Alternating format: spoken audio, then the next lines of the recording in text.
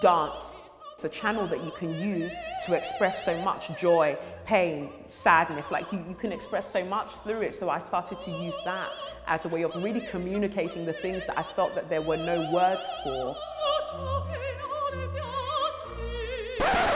My name's Kelechi Okafor. I'm an actor, director, twerk instructor, and pole dance studio owner.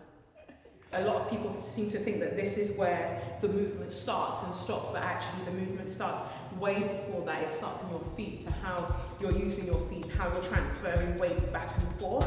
That will then translate to how you're actually able to rock your pelvis. For me, from my understanding of twerk, we're looking at something that started in West Africa and it travelled with the enslaved Africans to become something else. Good, so now, let's get the hips going. So poking out, poking backwards, keeping the legs straight. So 1, show me more hip. It isn't as hypersexualized in West Africa because it's a cultural thing. We dance at funerals, we dance at weddings, we dance at christenings. No one sits there and goes, oh my God, what's that? Down, up, roll, and boom. Roll. Bring it up. That women are objectified whatever they do. A woman can stand still and do nothing and be objectified. So why then not do everything? Right, right, right, right, left.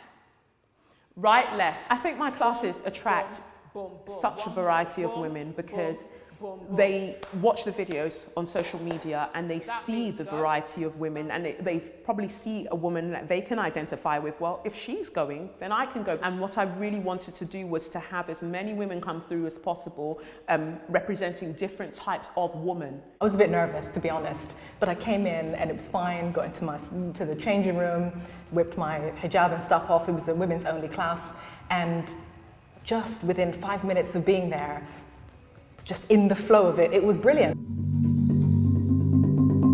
Dance to me is a form of healing, and I think this is probably another reason why it resonates with so many women, because I teach it from a perspective of using it as a vehicle to heal oneself.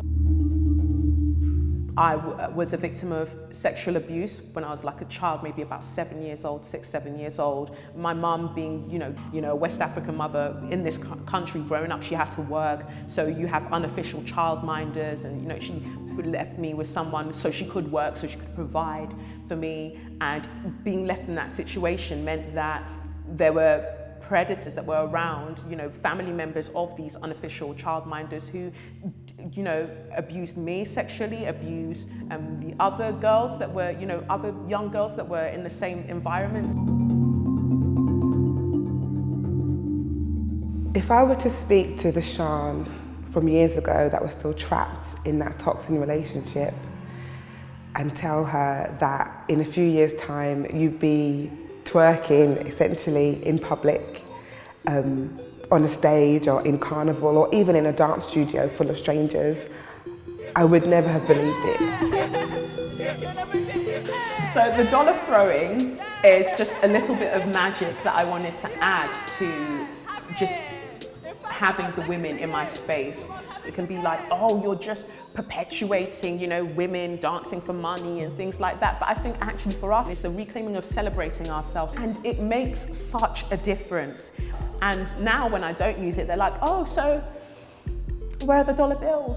I can't dance if I don't see them. So I've created monsters, yes.